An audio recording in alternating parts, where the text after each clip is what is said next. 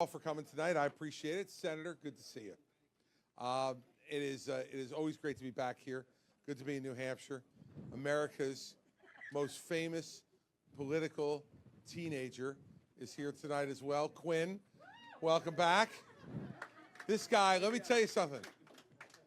I am making as one of my goals in this race is not only to be the Republican nominee, not only to be elected President of the United States when we beat Joe Biden, but is also to make Quinn the most famous political teenager in America. And we are getting there. Did you hear me mention yesterday? Face the Nation? Oh, okay. Go look. I did. I talked about you yesterday too, Quinn. I'm killing it for you. Your name ID is going to be, as good as Vivek's pretty soon. So, thank you all for being here. I appreciate it very much. Mary Pat is with me. Mary Pat, did you say hello to everybody yet? Say hi to everybody.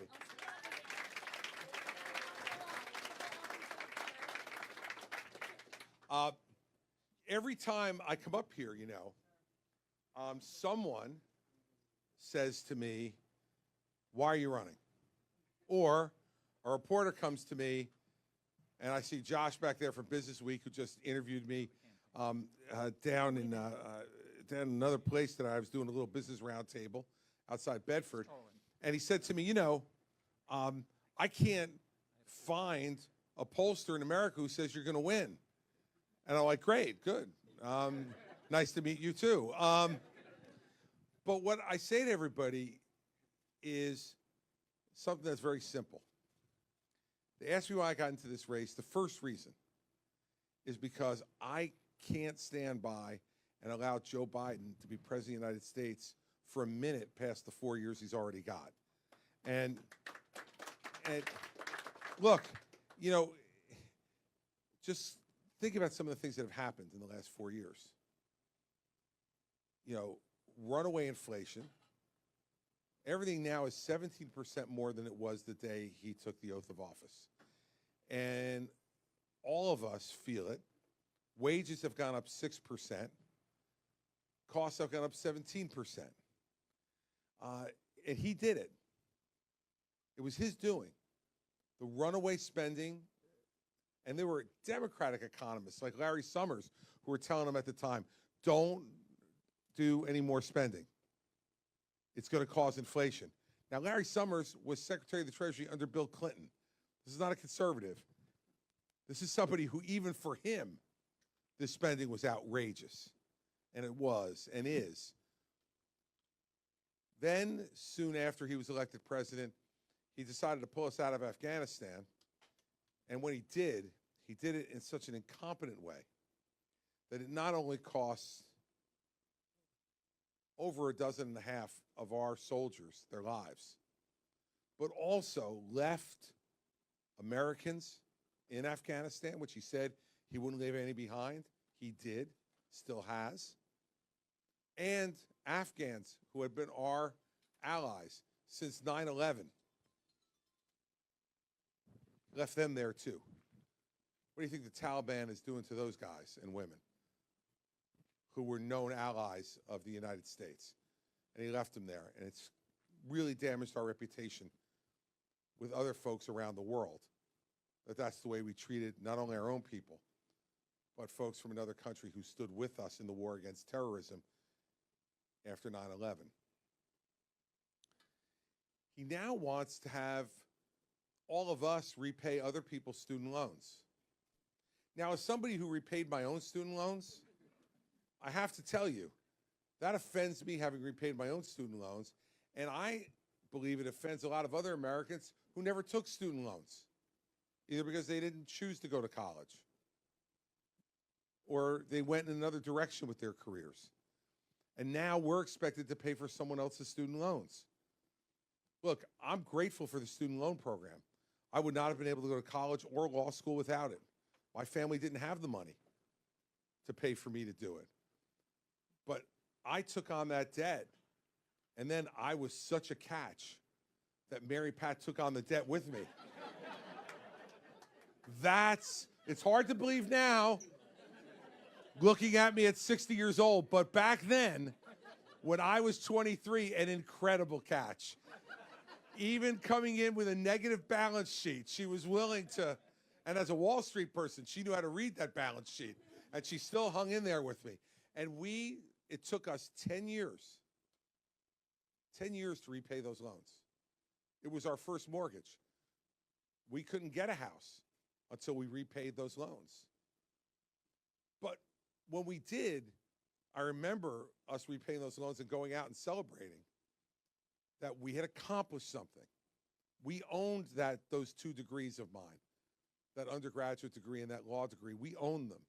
We had worked for them. And we were grateful to the taxpayers of the United States who gave us the opportunity to do that. But now Joe Biden thinks so we should just pay everybody's loans for them. It's wrong. It's going to add to inflation.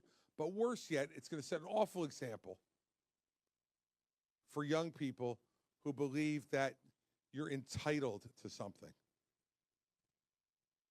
We want to give you opportunity. That's what you're entitled to. You're entitled to an opportunity, but not a free one. And now he looks out on another 4 years as somebody who failed us at the most fundamental thing, which is bringing this country together. You remember when he was campaigning, he promised that he was going to bring the country together, that he was going to govern in the middle and bring people together. And instead what he did was run as far to the left as he possibly could on every issue for the left wing of his party. And he's divided the country even further. He's lied to us. And his family is now joining what's becoming a disturbing national trend of being on the grift at our expense. Hunter Biden off, working with foreign governments and selling access to his father. And God knows what involvement Joe Biden had in all of that during some of these times. But I think we're beginning to find out. This is not what being president is supposed to be about.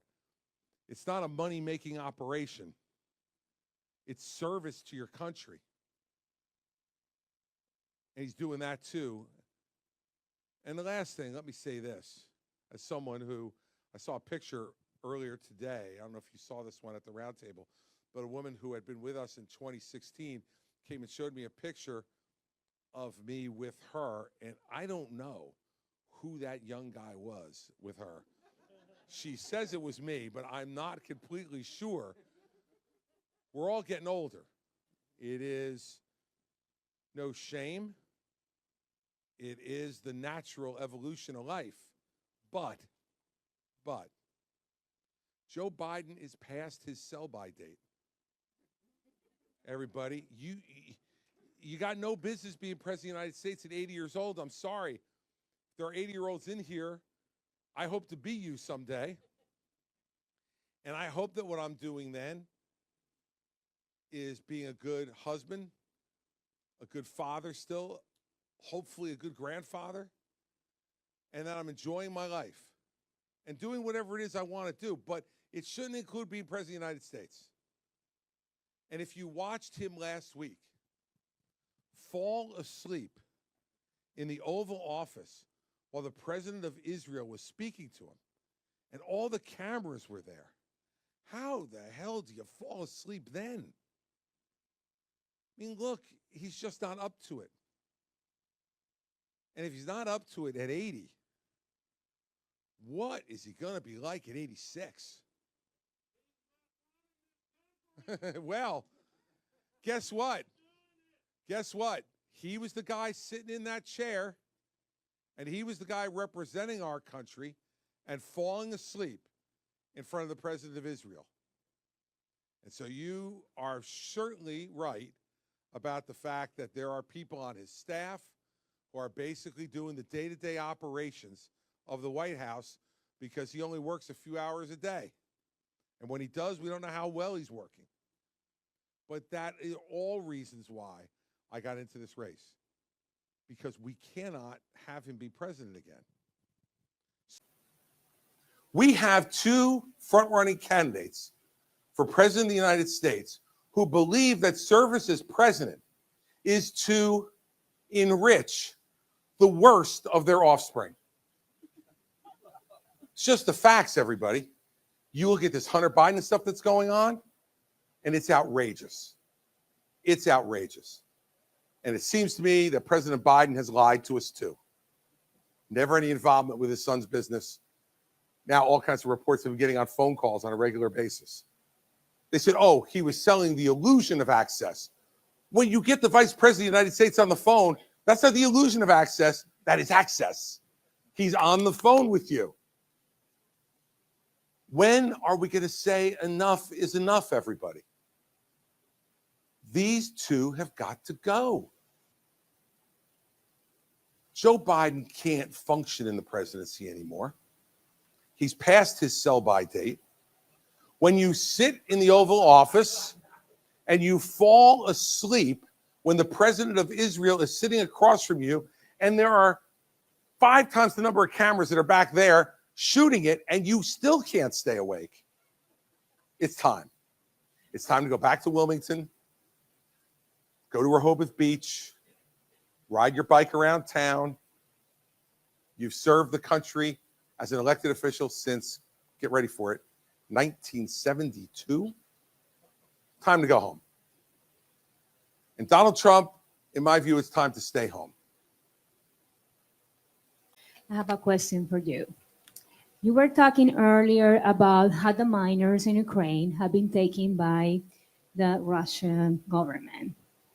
As a president, what is your plan to reunify the million of miners that have come through the borders, through our borders in the last 3 years? Miners that basically had promised, like, come here. If you are alone, right, unaccompanied, you are going to be allowed to come into this country.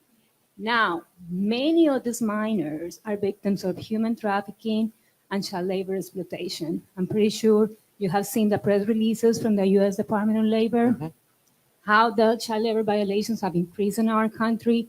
What is your plan with this crisis? Sure. First thing is, you're absolutely right, both on the labor violations and on human trafficking. When I was U.S. Attorney for 7 years, I did more prosecutions of people who were trafficking children into our country and exploiting them in the sex trade and in other trades than any U.S. Attorney's office in the country, because I really believed that this was a group of people who had no one to advocate for them. And that if our legal system didn't stand up for them, regardless of where they came from and how they got here, then we were not the country that we believe we are. And I would take the same approach as president. I do 3 things. First is to instruct every U.S. attorney across the country to aggressively prosecute labor violations and human trafficking violations, to make sure that people who are human trafficking folks, kids, go to jail, and the folks who have the labor violations pay enough that it don't make any sense to exploit child labor any longer, because it'll cost you money, not make you money. Secondly, our border needs to be secured in a way that makes sense. So on the first day, I would sign an executive order to send National Guard to the border with this goal: interdict fentanyl. Then we need to get everybody together in Washington to say, this immigration system is broken. Families are being broken apart. There are 8 million unfilled jobs in this country that Americans either won't do or can't do. And our economy will not grow unless we get people to fill those jobs. Ronald Reagan, who's my role model, he addressed immigration when he was president by getting together both sides and forcing both sides to compromise. I don't know what that compromise is going to look like. I really don't. But what I know is that when I was governor, I had a Democratic legislature every day of my 8 years. So I had to learn how to compromise, because if I didn't, I just would have been sitting there by myself all the time. As president, I'm going to try to do exactly the same thing, which is to say to everybody, we need to get together. We know this is a problem. There's something that Democrats want that I might not necessarily agree with. There's some things that we as Republicans want that Democrats won't agree with. We're all going to have to give a little bit. None of us are dictators here, and we have to compromise. So I'm not going to sit here today and tell you exactly what I think the compromise will look like. I don't know. But what I do know is the only person who can make that compromise happen is the President of the United States. And he or she has to be willing to put their political capital on the line, like I was talking to in response to his question, and be unpopular with some quarters of folks to get something done. We're supposed to have the country's an argument, but it's an argument towards an end, not just a constant argument. An argument to get something done, then move on to the next argument. And that's the way I would address it.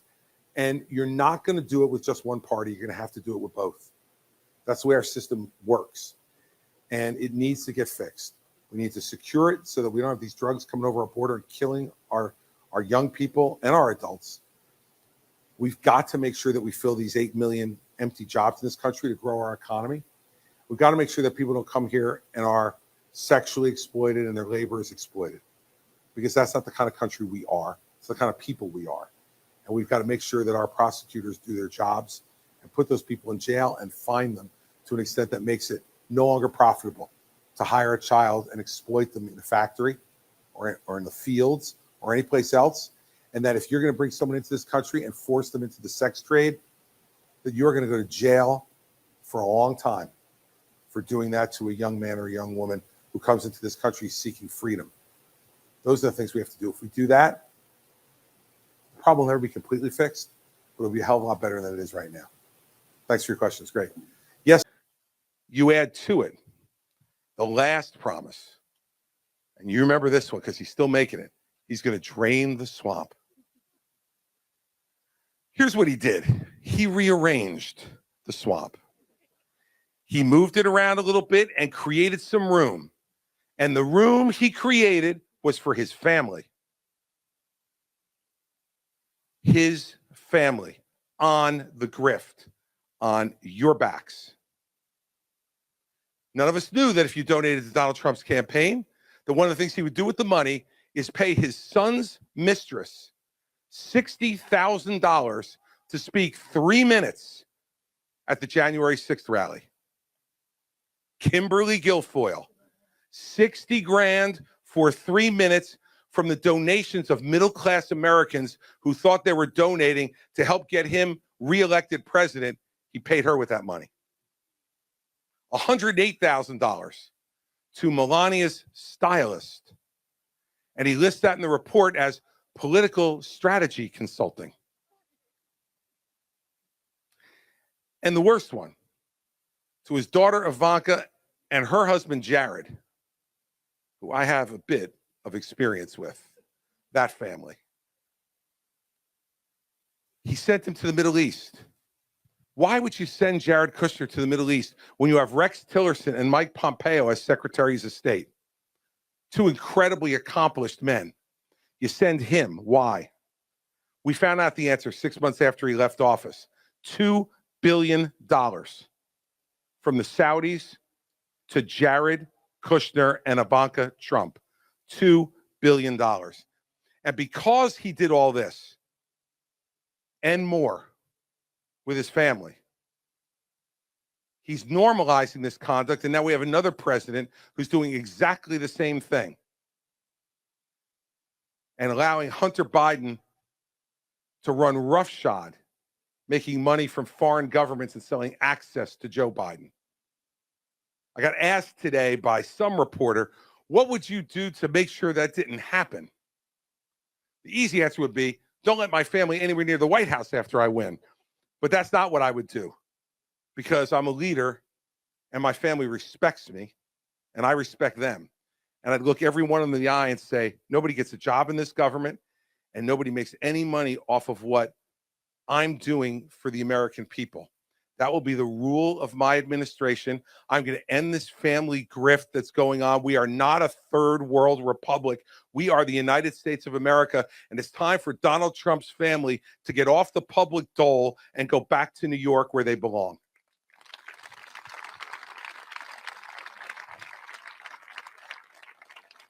Governor, this was, of course, buried by corporate media, but on Friday, the Louisiana Fifth Circuit held up the ruling that the Biden administration absolutely infringed on our First Amendment rights in the social media case. And in that 74-page ruling, they said it was the worst assault on the First Amendment by the government in American history.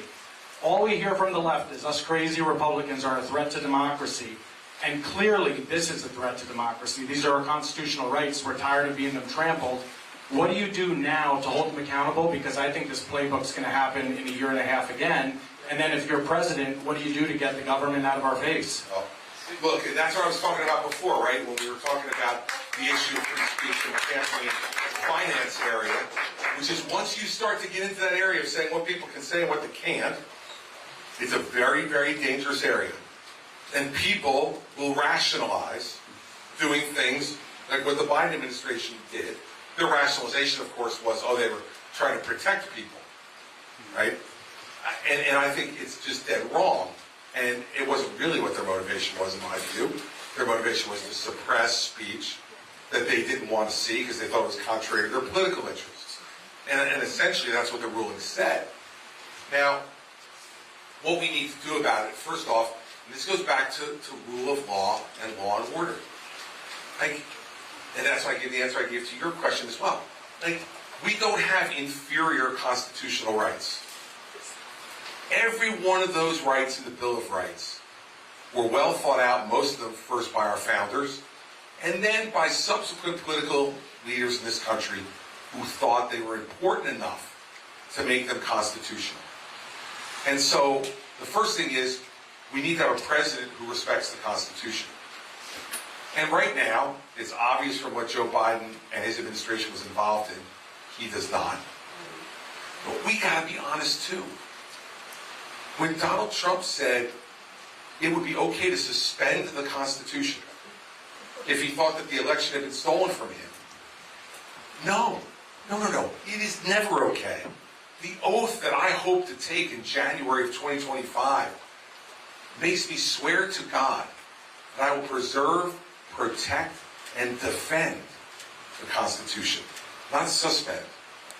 And so both sides have done things, differing degrees of gravity. But when you violate our Constitution, and you're a leader who violates our Constitution, I don't think there's any graver crime you can commit than to do that. So the first thing is you need a president at the top who's going to say, look, some days the Constitution is going to cut in my political favor and sometimes it's going to cut against me. That's the way it goes. It's my job to figure out how to do the very best I can while operating with respect and inside that Constitution. Secondly, we got to stop appointing attorneys general who are the wingman for the president. Okay? This started with Obama. He appointed Eric Holder. And he let all kinds of stuff go on in this country that shouldn't have. And then Loretta Lynch after that. Jeff Sessions was a lousy attorney general. Right? And now, this character, Merrick Garland, is not, covering himself in glory in any way. Right? Because they're hired to be the president's lawyer. Guess what? The attorney general is not the president's lawyer. The attorney general is the lawyer for the United States of America and its people. And his or her job, first and foremost, is to defend that Constitution and enforce law and order. So the second thing I would do is appoint an attorney general, and I would say this to them. Go off and do your job, and if it respects any crime, don't come back and talk to me. Follow the law and follow the Constitution without fear, favor, or bias of any kind. If you do that, if it cuts against me one day, that's my problem, not your problem. Fourth, we need as a country to once again understand what free speech really means. It means we have to listen to people that we horribly disagree with. We're so divided in this country now, and we only watch the news that we agree with. We don't want to go to cocktail parties or dinner parties where someone supports the other side. We get up and leave. Never used to be that way. That's a lack of respect for free speech. I love these town hall meetings. I really loved them when I did them in New Jersey. I did over 150 of them, during the time I was governor. And there were a lot of times where people really gave it to me. Sometimes I thought unfairly. But you know what? That's free speech. We need to go back to recognizing that you really want to be a First Amendment protector? You protect the speech of the person whose opinion absolutely sickens you, that you think is awful for the country. But I'm going to defend that man or woman's right to say it, because I don't want, when the government's not in my control, to have something they don't like and they prevent me from saying it. And this is the big government. It's bigger than liberal or conservative. It's big government versus limited government. I want the government out of my business. I don't want them telling me what to do, right? And look, we've got Republicans in this race who want to do that. Governor DeSantis is down there, kicking the hell out of Disney.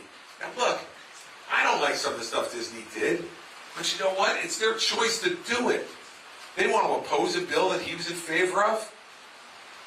If I went against every person who opposed the bill I was in favor of when I was governor of New Jersey, that's all I would have spent my time doing. And I've asked people who say, well, I like what DeSantis is doing about Disney. Do you really?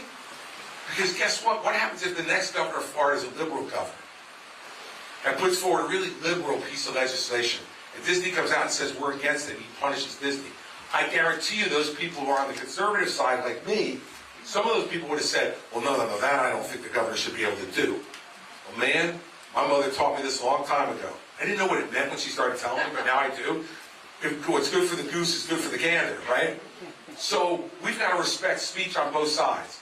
And what's so disturbing about that Fifth Circuit opinion is that it was absolutely intentional. What the Biden administration did, they did on purpose. They did on purpose to suppress speech that they disagree with. In the same way in Florida, we should not be penalizing companies who speak out against what we're for. We should win the argument.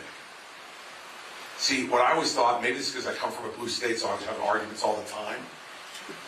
We've got to win the argument, not rig the law or take constitutional rights away to get rid of that argument. Let's beat it. I think we're the party that should win because I think our ideas are better. And if we act consistent with the Constitution, our ideas are better, we're going to do fine. So that's the way I would do it if I were president. And by the way, there's a whole lot of people in the government who don't belong there, right? And so when you're president, you have the ability to get rid of a lot of them. And we should. Because we should have people who serve in the government who are there to do their job without fear, favor, or partisanship. If you're a career person, that's what you're supposed to be doing. And I knew this in New Jersey. I'll end the answer with this. I wanted to change something one time, and there was a career person in the Department of Human Services, and I had her in my office. I was trying to tell her why I wanted to do this. And in the midst of that meeting, she was there with two other folks. I got up to take a phone call from my wife. So I picked up the phone. They said, do you want to sleep? I said, no, this will be quick. And I picked up the phone, but my wife had put me on hold. So they didn't know that, though. So they thought I was listening to her because I wasn't talking. And the one woman turned to the other one and said, don't worry, just ignore him. We were here when he got here. We'll be here when he leaves. So what I did, I didn't respond to it at any point. She sat down, back down, we talked. I escorted them out, and I took the entire program that she ran, and I moved it to another department. And she called me and said, well, what am I supposed to do now? And I said, well, maybe go home. Because, you know what? I'm going to be here longer than you, as it turns out. We've got about 10 more minutes,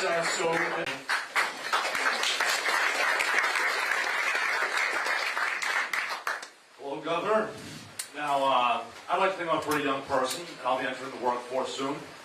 And I think much has been made of how, over the course of the past 20 or 30 years, the government deficit has been steadily increasing and the national debt's piling up. And what I'm concerned about is paying into some government programs that aren't going to be solvent when I get to my retirement age.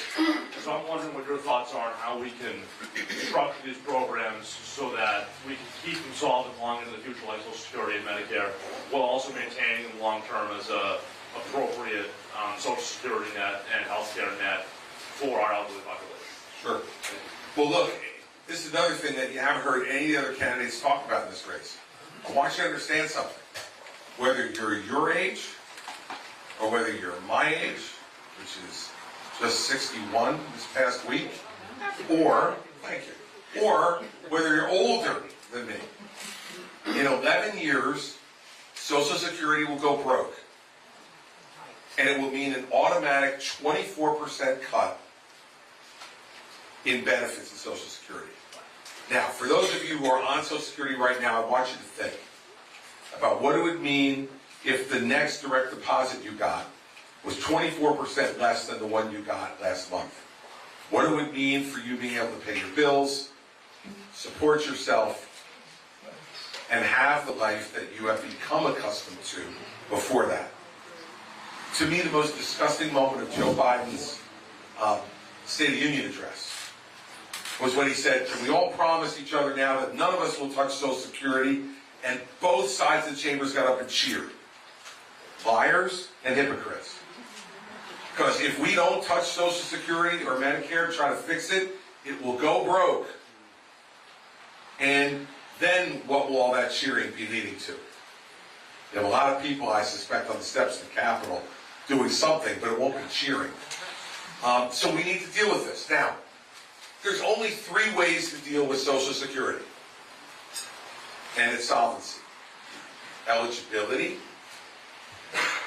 both in terms of income and age, and taxes. That's it. It's a math equation, everybody. We all know it. And so I've said, look, we've got to look at retirement age. Not for people in their 50s or 60s. It's too late to change it for them.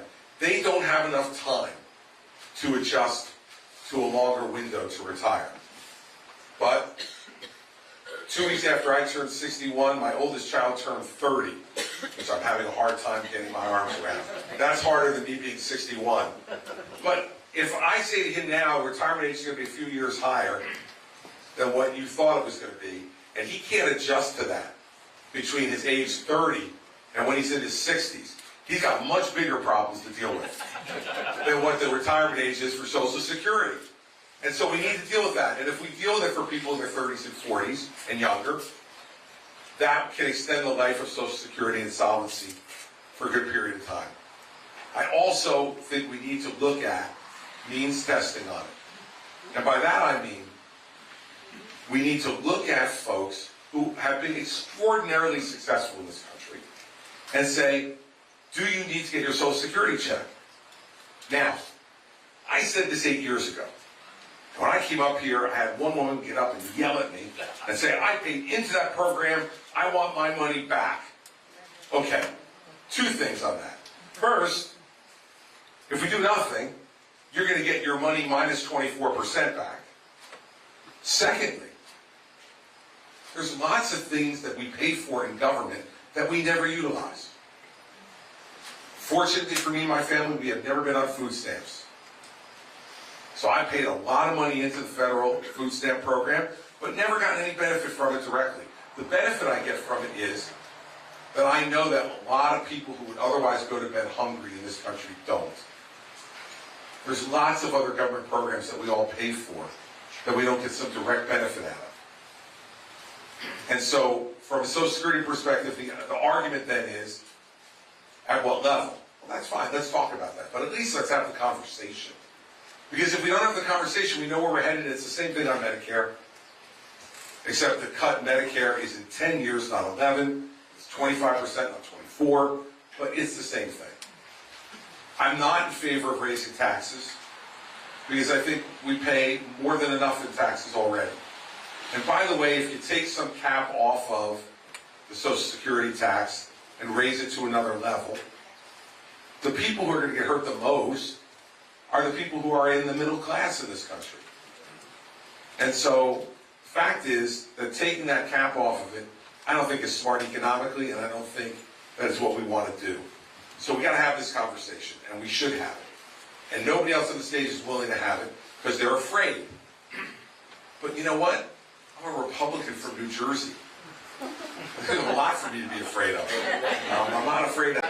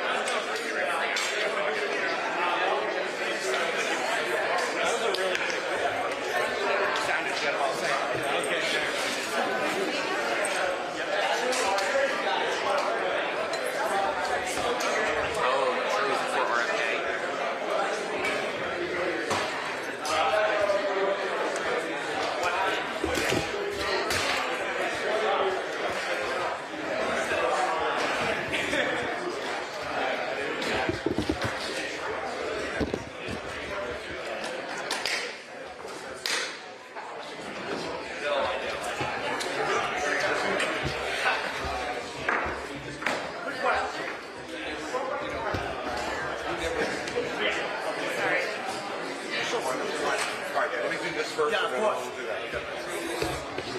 All right. Sorry. Governor, you know, we both have September birthdays, so happy birthday. Thank you very much. We both don't drink coffee. Well, there you So go. much Look at in this. common. We are bonding. It's common ground. It's coming. It's really good. I've only seen Let me know when you guys are ready. I've only seen Christie 25 years. Yeah, You got me. Piker. Steiner. Piker. Governor, how did you see you at Springsteen? Which one? Friday night at MetLife. At MetLife? Yeah, great concert, right? Yeah, it was. It was a great show. Which Really was the good. best of the three you went to? Sunday. Why? Energy was Different kind of set list. He did Jungle Land. He did Detroit Medley. He did Jersey Girl at the end. Those good set lists. All right, you guys ready? Let's go. Hi, how you doing? So you said over and over again, I know you don't like to talk about the polls, but you said over and over again that your low GOP favorability polling is the price of telling the truth. I'm just wondering, what do you think it says about the Republican electorate that when, as you put it, telling the truth about things like January 6th makes you one of the least popular candidates in the field? I don't. You look at those numbers, and I don't. When I'm in second place in New Hampshire, I'm now tied for second nationally.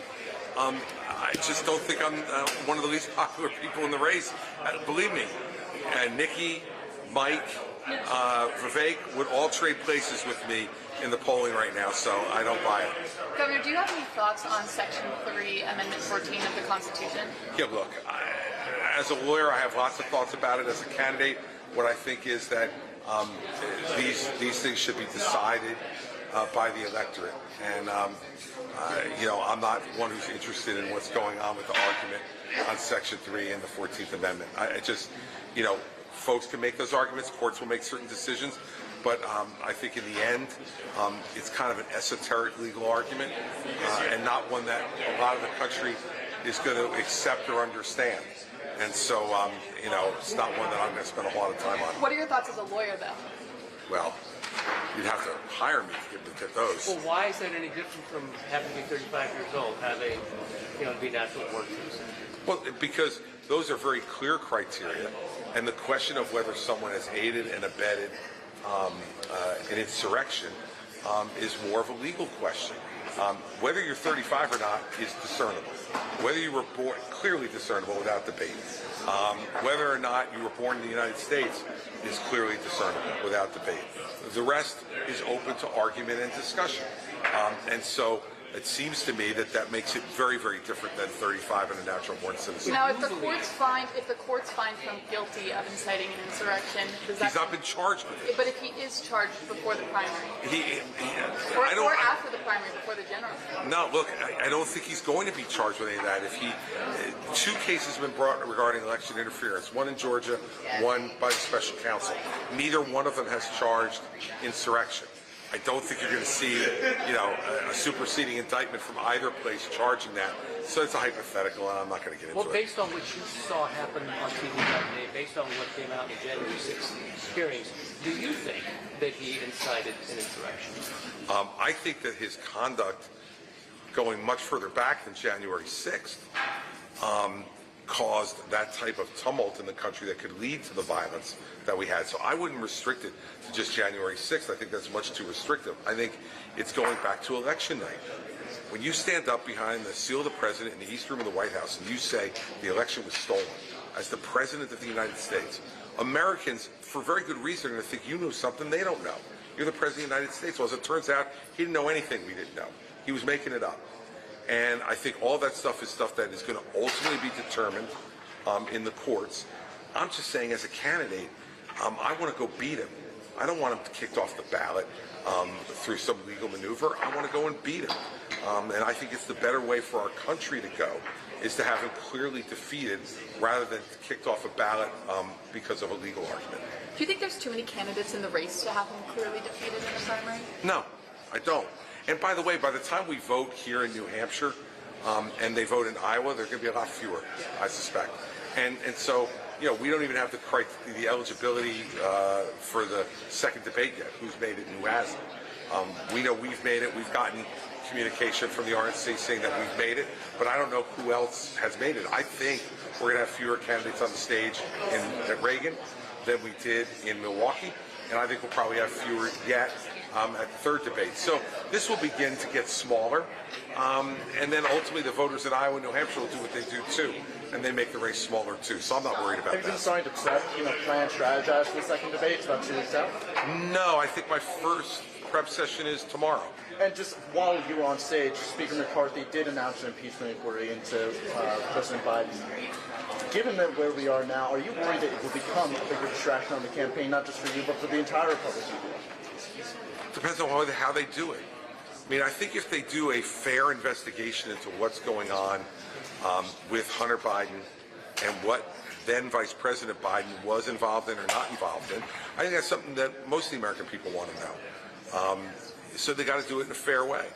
So I'll withhold judgment on that to see how Speaker McCarthy and the folks in the House caucus decide to do it. And I'm sure he's announced that that's what he wants to do. I don't know if he's announced, because I was up there, whether they have the votes or not. They decided not to go to a vote whatsoever and just open the inquiry in general. Okay. So are you concerned about that? No, but it probably means he didn't have the votes.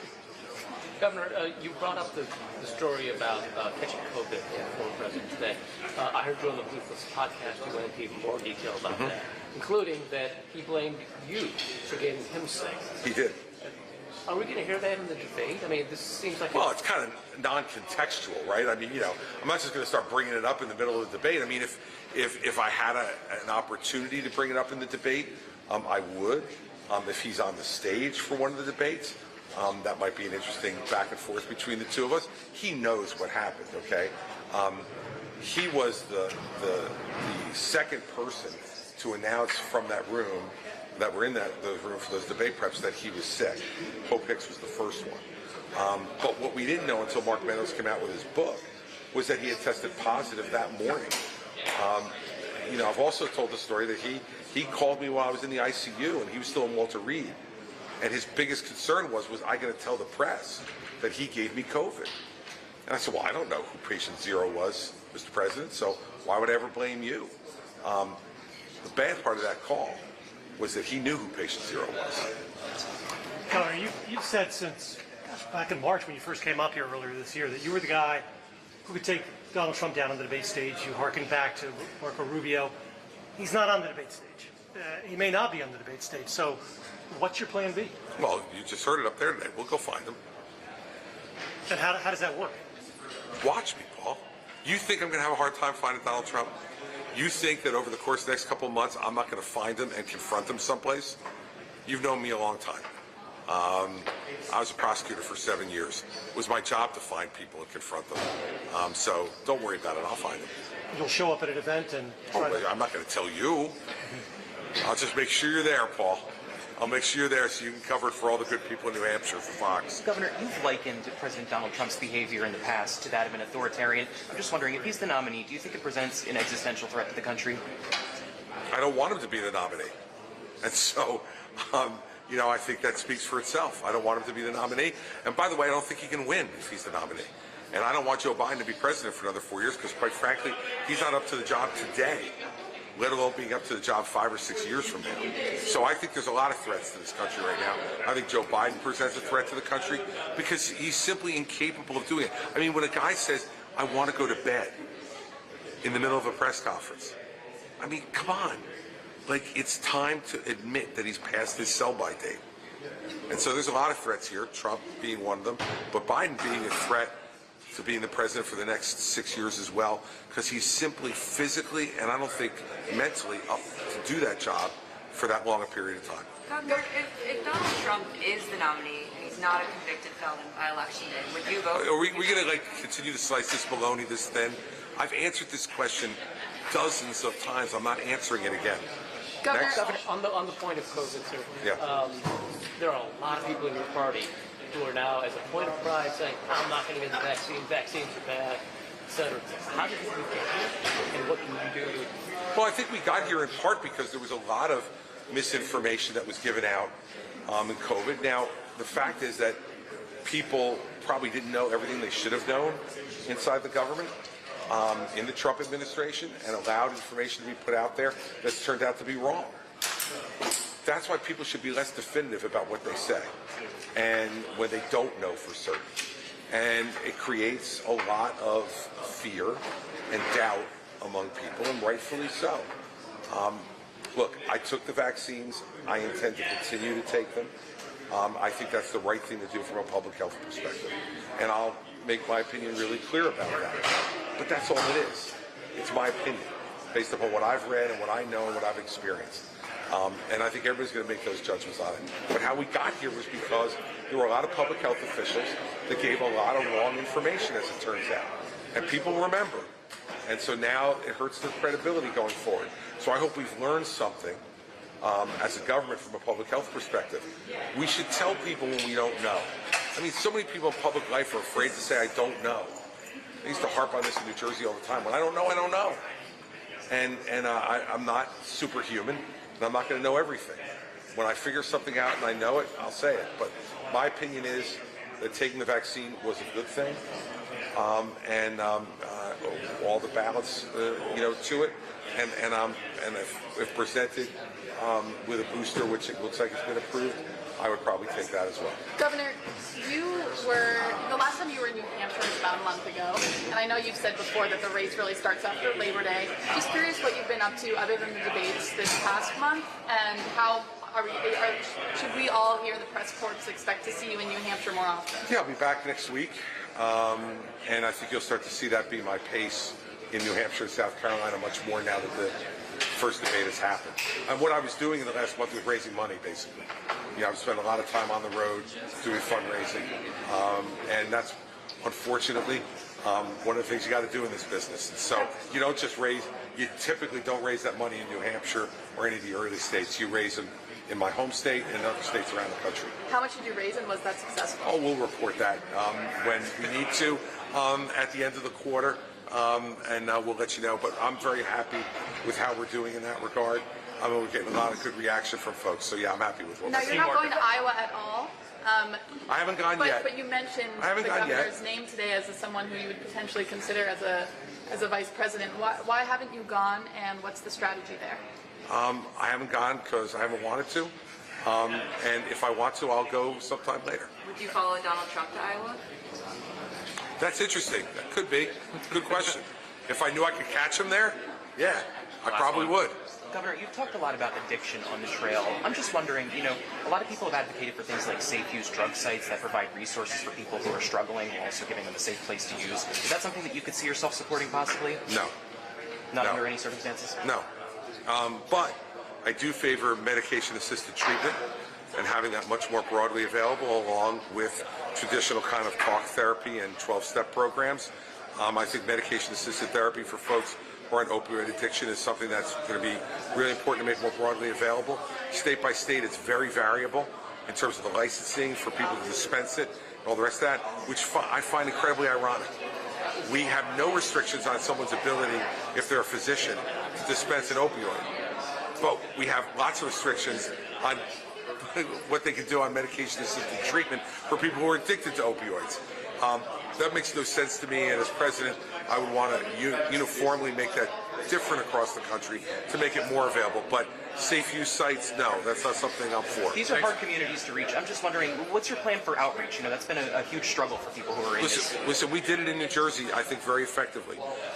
We had a broad advertising campaign across a number of different mediums: social media, traditional electronic media, billboards, print, and emails and texting. We had a 24-hour, and still do, in New Jersey, have a 24-hour hotline number for people to be able to find treatment center when they need it. You can get to these communities. You need to work with local officials as well, who can help you identify areas, programs, groups that can help you to reach out. It's doable. You just got to want to do it. And I think we were making real progress on that before COVID hit. And then COVID became, understandably, the #1 public health crisis that we need to deal with in the country. Now that COVID has subsided, I hope that the government refocuses their efforts on opioid. 110,000 overdose deaths last year. Now the #1 killer of men between 18 and 34. It is now the public health crisis now that we've gotten COVID under manageable control, and we need to refocus on that. And I think all those things make that group very reachable to get to. But like anything else, It's going to take leadership to do it. And our leaders, from the president on down, need to be telling people this is an illness. It is no different than diabetes or cancer or heart disease. Human behavior contributes to all those things in the same way human behavior contributes to drug abuse. And we need to let folks know that in the same way you wouldn't be embarrassed to go to a doctor to get any of those things, diabetes, heart disease, cancer, treated, you should be going to healthcare providers to get your drug abuse problem treated. It shouldn't be treated like a human failing. It should be treated like a disease that it is. And as a candidate, I'm saying it. As president, I'll say it, and I'll have an even bigger megaphone then to do it. And I think that will bring people out from the shadows as well, to make them understand that we care about them. We're the pro-life party. You gotta be pro-life the whole life, not just for the 9 months in the womb. The whole life. And drug-addicted lives are just as precious as lives in the womb. They're just as much an individual gift from God, in my view. And they need help and care to make them reach their full potential. And as president, I'll spend a lot of time talking about it, and a lot of the country's resources on trying to make sure those people are helped and those lives are saved. Why don't you want to go to Iowa? Thanks, guys. Governor, why don't you want to go to Iowa? I don't know if I'll do more. I think I did almost as many back in 2016. So we'll see. We'll see how it goes. We'll see how the rhythm gets up here. You raised enough money to make this.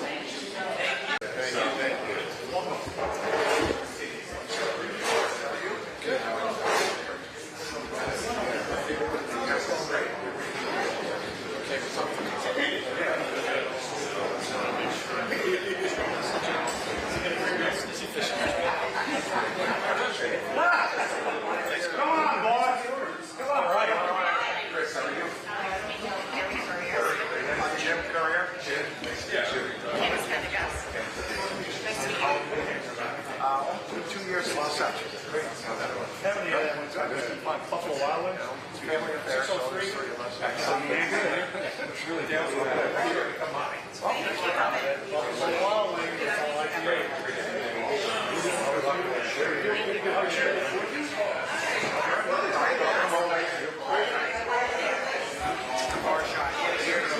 I understand.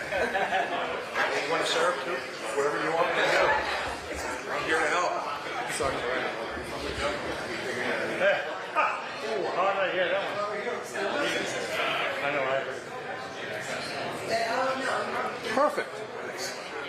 Thank you very much. All right, so what do you need to get? Selfies. You like IPA? Yeah. Selfies. I do. Selfies. Let's go. Peak of our mountains. All right. 1,326 feet above sea level. Excellent. That's why I feel right. Yeah. That's why I feel.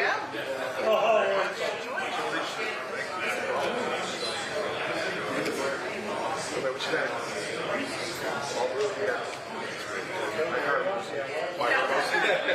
Excellent. Well, she's got that smile on her face. Looks like it's her. Excellent. This is really great. Thank you very much. Thank you. So you got what you need. Here you go. An IPA. You can? Great to see you too. Oh, it's my pleasure. Absolutely. Here we go. Yeah. I have to ask you this stuff. You're in the picture. In the picture's fine. Perfect. I had beer with Bill this. Exactly.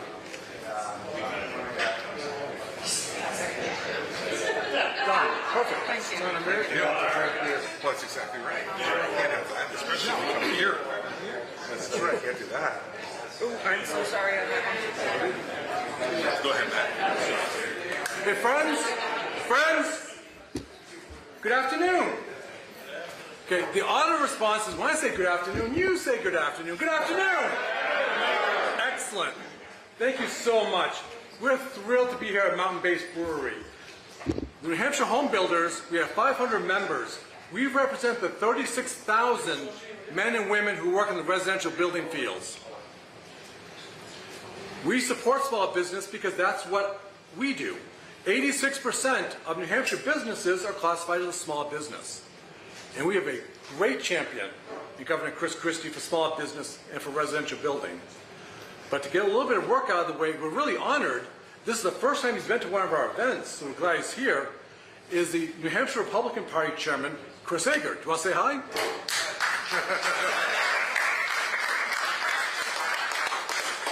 Chris, what brings you here? So I just wanted to, first, Matt Mayberry and I have been friends for a long time, but we know there's a building shortage, or people are looking for housing, affordable housing, and so the builders working together with the communities and the legislature to make sure that we can encourage the builders to do what the society needs in a free market style is what we need. So we thank you for everything you're doing to help the people of New Hampshire, have affordable homes to live in, or really expensive homes. It depends on the market. So, and this is a free market, and we love having free market organizations helping our communities and our state be a better place to live for everyone. So thank you for everything you're doing. Done. Thank you. All right. So friends, the reason why you're here, this great guy, he's a champion of home builders, he's a champion of small business. He invented straight talk. When I was thinking about it, you were actually doing it. So sir, thank you. He's been a great friend to New Hampshire, he's been a good friend to me, and so I'm going to shut up, get out of the way, and let this great leader of the Republican Party and for our nation do what he does best, just talk to you folks. So we're going to talk over the media to the folks behind them. But Governor, Thanks, all yours. Thank you very much. Sir. Hey, thanks everybody for coming. I appreciate it. The media too. Thank you for coming. Look, I was thinking about it on the car ride on the way over here. I just got off of doing an interview on CNN, and was thinking about exactly what I wanted to talk to you because I don't want to make a big, long speech here. I'd rather just spend time talking to you individually and see what your questions are. But I will say, first off, I want to thank our hosts very much for having us here. I like this IPA, and it will be sustaining me throughout my conversation. But one of the news items that hit today that really struck me was that Vladimir Putin, as he's preparing to meet with fellow dictator Kim Jong-un of North Korea to figure out how they're going to work together to beat the free people of Ukraine, said today that the American democracy is rotten to the core, and that what's going on with Donald Trump in this country proves how rotten our democracy is, and that he is supportive of the president, the former president. I have to tell you the truth. If I got an endorsement from the communist, autocratic, dictator, former KGB operative Vladimir Putin, I'd run about as far away from that as I possibly could. And it shows you with what he's up to today, he's trying to sow discord and discontent in our country and dissent, which we're fine with. We're fine with having dissent in our country. There is none in his. You saw one of the guys who dissented against him, his plane mysteriously crashed, and he was killed a week and a half or so ago. There's no dissent at all in Russia. And what he's doing is trying to bring together with the Chinese Communist Party, his group in Russia, the communists in North Korea, and the Ayatollah in Iran, a new quad that wants to fill a vacuum that, in my view, the last two presidents and maybe three presidents of the United States have left in world leadership for the United States. Barack Obama was an invisible world leader, got his Nobel Peace Prize for nothing, and then after that did nothing else on the world stage except to send awful signals to Russia that taking Ukraine would be okay, let them take Crimea, and then kept moving from there. Donald Trump said nothing but good things about Vladimir Putin his entire time as president. And I don't understand how you could say good things about a man like that. And now Joe Biden, who is just completely physically and I think mentally incapable of doing this job. He's not up to it, guys. And so what we need to do is to have a president who once again understands why America's role in the world is important. It's not only important to the rest of the world, I'll tell you, I met with the Japanese ambassador last week in New York City, and I asked him, I said, if there's one thing that the Japanese government would ask of the next president of the United States, what would it be? And he said, for America to lead the world. He said, when America leads the world, people in Japan go to sleep at night comfortably. Because when America doesn't lead the world, we know who will. He said China and Russia. And then we don't go to sleep comfortably. So one, it's important for our friends around the world for us to lead. But even more importantly, it's important for our country. America has been at its greatest when it's led the world, and it's made us richer, freer, and stronger every time we've made those sacrifices to make sure that we were leading the world. Whether you're talking about in 1941, when FDR could have walked away, didn't. We made great sacrifices in World War II. But when we got to the end of it, we were a richer, stronger, freer country and a better world for it. You know, in 1981, there were lots of folks who wanted Ronald Reagan to just accept the Soviet Union as a fact of life. And instead, you know, he said that they were unacceptable. He said they were the evil empire. And in 10 years from when he started, the Soviet Union was gone. Gone. Because we made the sacrifices to build our defenses and to stay strong against what the Soviet Union was trying to do around the world. And in 10 years, the United States eliminated the Soviet Union when we had a strong leader leading us that way. And how did we come out of that? We came out of that again, richer, freer, stronger than we had ever been. There used to be two world powers, then there was one.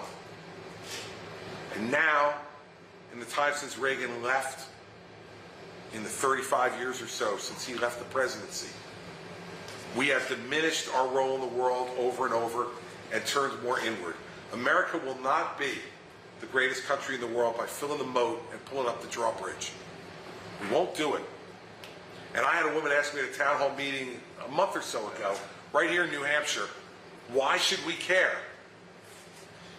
Why should we do this? And I said, because it's the price we pay for being the richest and freest country in the world. Because if we allow others like China to fill that void, believe me, they'll be knocking on our door next. And it strikes me most particularly because 22 years ago, 2 days ago, I was appointed United States Attorney for New Jersey by President Bush 43. The very next day, 22 years ago, my wife and my younger brother were 2 and 3 blocks from the World Trade Center at work when the attacks on the Trade Center happened. And we were just lucky as a family that both of them made it out and they're alive, but 3,000 of our fellow citizens died. The idea that these two great oceans would protect us forever from aggression from other countries finished that day. So this is not just about helping the world, this is about us helping ourselves. And we have candidates in this race who say, America first. Now, I don't know, I'm looking at this crowd here, I don't think there's anybody who's for America third. Like, I think we took a vote, we'd say, yeah, okay, I'm for the Netherlands first, I'll go Belgium second, and America in a nice third bronze medal spot. Everybody, it's a ridiculous statement. Every American wants America to be first. It's how we become first. That's the question. And I don't think we become first by giving Ukraine away to the Russians, like Donald Trump and Vivek Ramaswamy are saying. I don't think we do it by giving Taiwan to the Chinese, which has been suggested by another candidate in this race. We don't do it by selling our friends down the river. For what? What we do is we stand up for the people who stand with us. And we work with them and we make this a stronger, freer world. If we don't fill that vacuum, the Chinese will. And they are patient. And they are waiting for us to lose our patience. And by the way, if we don't do this stuff, it will damage us here every bit as much as it damages us around the world. We will not have the strongest economy in the world if we're not engaged with the world. We will not have the freest people in the world if we don't engage with the world. Won't happen. And so, you know, we got almost none of these questions at that debate 3 weeks ago. You know, I hope we get some more of them at the Reagan Library. I'm hoping Reagan's memory inspires our moderators to ask some better questions. We started that debate with rich men north of Richmond and some question about that, and we ended it with me getting a question on UFOs. I had to be the lucky one to get the questions on UFOs, right? We never asked any questions about our role in the world. We never asked any questions about entitlements. We didn't ask any questions about the national debt, and we didn't ask any questions about taxes in 2 hours. But we had enough time to ask a question about rich men north of Richmond, and that song on the internet, and about UFOs. We better get serious about this, everybody. And the seriousness starts right here in New Hampshire. You all, over the course of your time vetting presidential candidates, have taken it very seriously. Your presence here today tells me you're taking it seriously again. And you cannot just give in to the idea that this country will be okay no matter who is the President of the United States. I don't want Joe Biden to be President of the United States for another 4 years. I don't think he can make it, physically or mentally. But I'm telling you, from watching politics in this country for the last 40 years, if we nominate Donald Trump, he will lose to Joe Biden just as sure as he lost to him in 2020. And he will bring a Democratic House with him, keep his Democratic Senate. And let me tell you what will happen to our country then. A packed Supreme Court will happen.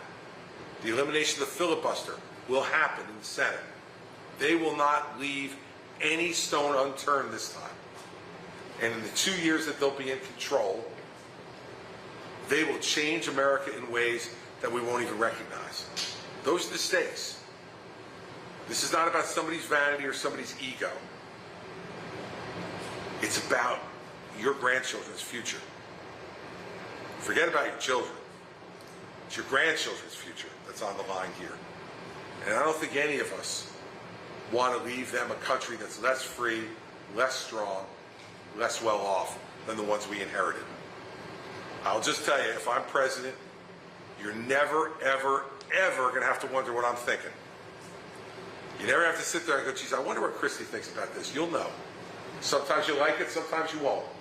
I'll guarantee you that too. But you'll always know the truth. And the truth is not negotiable. The truth matters in this country. We've allowed it to become negotiable. We've allowed people to lie to us, look us right in the eye and lie to us, and be willing to accept it. I'm running because I'm unwilling to accept it anymore. I'm not going to stand by and let it happen, and I hope you don't either. Because we got better days ahead in this country if we stick to our principles of defending our Constitution, defending the freedom and liberty it's given us and that God has given us, and standing up for the truth. We start with those three things, we're going to be fine. But if we don't, we're giving away what our founders gave to us. I'll end with this. The next president is going to have the incredible honor of being the President of the United States on our 250th birthday. 2026, believe it or not, is coming soon. And it'll be our 250th birthday as a country. What will our founders think of us looking down from heaven? What kind of country will we have on that day, on July 4th of 2026? I want them to look down and say this is a country that stands for what's right, stands for what's good, stands up regardless of the political cost for the truth. If we have that, our founders will think they did a pretty good thing 250 years ago in granting this over to us. I don't want to be a part of a generation who makes our country weaker. I want to be the one that stands up and follows the tradition of generations before us to make us stronger. And we have guys like Vladimir Putin playing games in our politics and endorsing candidates for President of the United States. That should tell you something about him, and it should tell you something about the candidate he supports. It's not who we want to support. Not who our Republican Party should be with. Ronald Reagan is spinning in his grave, watching what's going on. So I want to make those past leaders proud. I want to make you proud. So there are a lot of different stuff I could talk about. I decided to talk about that. I hope that matters to you, because it matters to me, and I think it matters to the future of our country. So we can walk around and take your questions. I had a couple people say they had questions for me, so that's good. I don't want to do it standing up here. It's too formal. I'll walk around. I can drink my beer then too, and we can have a conversation about the future of our country. But just remember, the future of this country is going to be determined here. Here. If Donald Trump wins here, he will be our nominee. And everything that happens after that is going to be on our party and on our country. It's up to you. The country has relied upon New Hampshire many times, to be the state that vets our presidents, because you get to see us like this. Let me tell you, in Nebraska, they're not going to see us like this. Nor are they going to see us like this in New Jersey. Not like you see us in New Hampshire. I had a guy come up to me last night in an event I was at, and he said to me, I have shaken the hand of every president since Gerald Ford. And I believe him, because that's what happens here. With that privilege comes an enormous responsibility, and you know it. So America's counting on you, and I'm counting on you too. So Matt's right. I love small business. I love folks who build things for two reasons. One, because you're what's make this country great, and also because I can't build a damn thing. So I'm really incredibly jealous of people who know how to do it. My biggest challenge is like hanging a picture on the wall. Some of us are good at some things, and some of us are good at others. I admire what you do, and as president, I'll be supportive of what you do, because I'll get government out of your hair and let you do your business. So thanks for having me today. Thanks for the IPA, and we'll come around and chat with you. Thank you very much. The only formal question. Okay. If people want to help you, how can they do that? Jeez, Matt, have you ever run for office? How'd you do that? Look, everybody, there's two ways that you can be helpful through the same thing. You go to chrischristie.com. Obviously, we have to raise money to run campaigns, and we need that, but also we have to have donors to make sure we qualify for the debate stage. That's one of the things you do. Now, we qualified for the last one, we've qualified for the next one, we've qualified for the one after that already. But it's going to continue to go up. So if you know people who haven't donated, and let's say they don't have a lot, a donation of $1 or $5 helps too. Because while that isn't a lot of money to help the campaign, it's an individual donor that helps to keep us on the debate stage. And I want to be there when Donald Trump finally shows up, because he will. He'll show up eventually. And the one thing he doesn't want is a former federal prosecutor waiting there to ask him a few questions. And he's a prosecutor, I'm a prosecutor, he got to know up close. He got to watch my work. He used to send me notes all the time about what a great job I was doing. I'm not getting those anymore, but I used to get them from him all the time. And I want to be on that stage. So the two ways you can help is by donating.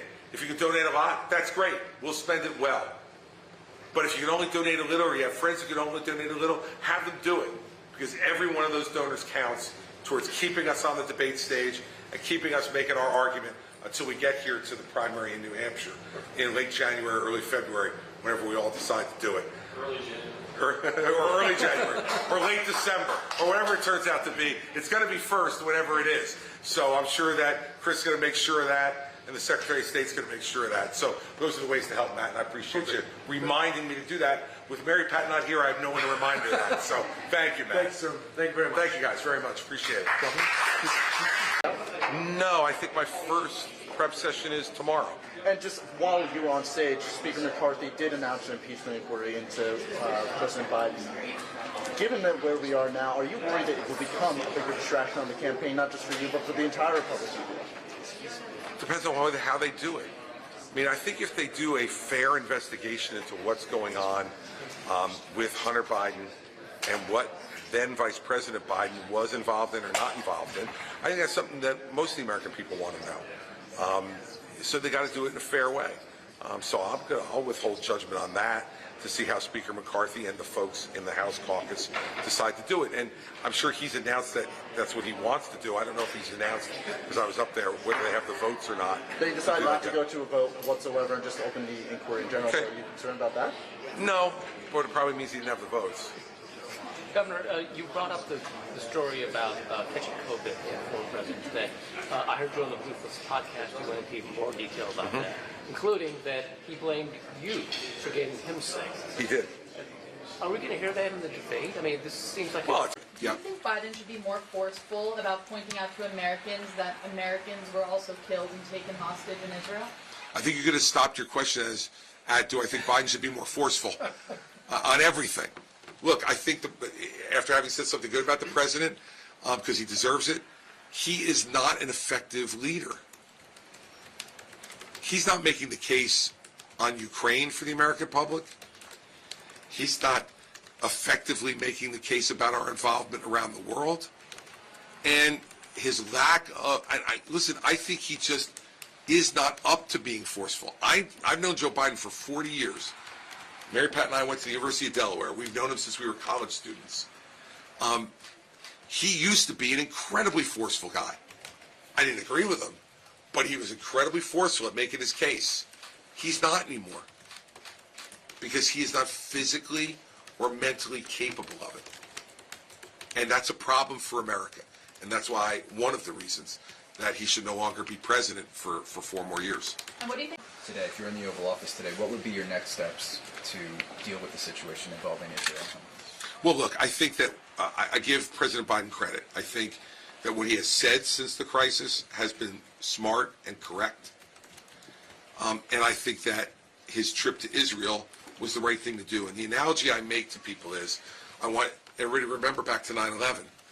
And after 9/11, when this country was feeling exactly the way Israel is feeling right now, Tony Blair got on a plane and flew to the United States and sat in the gallery in the House of Representatives for George Bush's address to the nation and to the Congress. And I remember that night thinking, how extraordinary that our greatest ally came over here physically and sat with us.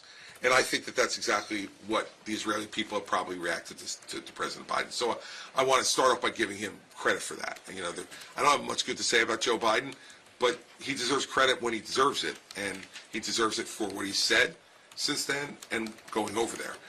I think from here, we have to, one, if we can get a speaker, it would be nice to get an aid package approved for Israel and get it over to them. Two, I think the president needs to be, and if I were president, I would be in daily contact with the Prime Minister. We need to make sure that the strategy achieves 3 goals. Number 1, protects without question the integrity of Israel and its borders. 2, that retaliation against Hamas is swift and sure and debilitates their opportunity to attack Israel again in a meaningful way. And 3, sets the stage for us to re-engage with the other countries in the region to make sure that we bring peace to that region. So those have to be, in my mind, the 3 objectives. And the President of the United States has to be very involved in making that happen. And it starts with what we do with Israel, but also by keeping the lines of communication open with Egypt, with Jordan, with Saudi Arabia, the Emiratis, to make sure that they understand exactly what our objectives are. And that's going to take a lot of time and a lot of work, a lot of effort to make sure it's successful. But if I were president, that's exactly what I would be doing. And look, we just have to decide what kind of country we want to be. It starts in this country with who our president is. We have a president now who, frankly, isn't up to the job. I mean, I don't disagree with what he's been doing with Israel. I think he's done the right thing. I thought, in the main, the speech he gave the other night was fine. But look at what he does from day to day. And do you believe that that's the image for America? That that's a strong, forward-looking image, putting aside all of the policies for a second, which we'll talk about tonight? It is not. And so here's what we have. We have one guy who's going to spend most of the next 2 years in a courtroom defending himself against fraud charges and criminal charges. We got another guy who's going to be 82 on election day. And listen, everybody, you know, age matters too. And Father Time always wins. None of us beat Father Time. And I will tell you, if I were Joe Biden's son, watching what I'm watching, I would go up to him, put my hand on his shoulder, and say, Dad, congratulations. You did the right thing for the country. You served the country, but it's time to go home. But instead, his son's too busy making money off his father's name, and they're in on the grift in the very same way that Trump's children are in on the grift too. No coincidence, everybody, that 6 months after they left the White House, Jared Kushner and his wife Ivanka got $2 billion from the Saudis. $2 billion from the Saudis. No coincidence. They didn't invest in him because he was such a brilliant investor. That was a payback for all the stuff that happened, most of which we probably don't even know about in the White House. Character matters. Look, I said all along, like I said on the night of the first debate by not raising my hand, that if we nominated a convicted felon, I couldn't vote as a former prosecutor for a convicted felon. And I think Joe Biden is not up to the office of President of the United States. So I don't know, I might write an ortho. I don't know. I might write an ortho. Thank you, Governor. I got a policy question for you. Sure. And it's especially relevant.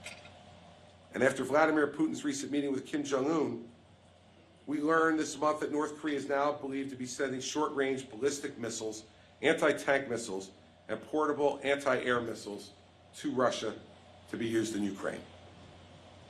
And most troubling of all, Putin and Xi have repeatedly made clear that there are no limits to the cooperation between China and Russia. So today, as President Biden is meeting with President Xi in San Francisco, it's important that America put communist China on notice. There was a time when we welcomed China's economic rise as the policy of reform and opening up held the potential to lift 1 billion people out of poverty. And we had hoped that this greater economic dynamism and connectivity with the free world would ultimately translate to political reform. Those policies were well-intentioned, but they were wrong. It isn't what it's led to. Xi has cracked down on dissent at home. He sought to promote Chinese-style authoritarianism abroad. It's become increasingly clear that China's rise represents the most serious threat to liberty, not only around the world, but here in America, since the fall of the Soviet Union in 1991. And like all dictators throughout history, Xi is not content to dominate just his own people. He increasingly is moving towards expanding his empire, readying his armed forces for a potential invasion of Taiwan. So that's why American resoluteness in all this is incredibly important when it involves Russian aggression against Ukraine. If Xi chooses the aggression in Taiwan Strait, he must know that it will come at a great cost and that the juice will not be worth the squeeze. Taiwan recognizes the necessity to support Ukraine because one of the most popular slogans today in Taiwan is Ukraine today, Taiwan tomorrow. The Taiwanese feel the hot breath of the communist Chinese on the back of their neck. Putin's invasion is now just a proxy for spreading authoritarian aggression all over the world. Now, let me just stop for a second here and tell you what I saw in Israel about this unification. I went to a military installation where there was a cache of seized weapons from the Hamas terrorists who had been killed. It'll be no surprise that there were dozens of Russian AK-47s. But also, there were anti-tank missiles with the markings of the government of Iran, and there were RPGs, rocket-propelled grenades with the markings of the government of North Korea. If you do not believe, after all of this, that China, Russia, Iran, and North Korea are not only working the Ukraine war, but the Hamas war against Israel, you're painfully and hopelessly naive.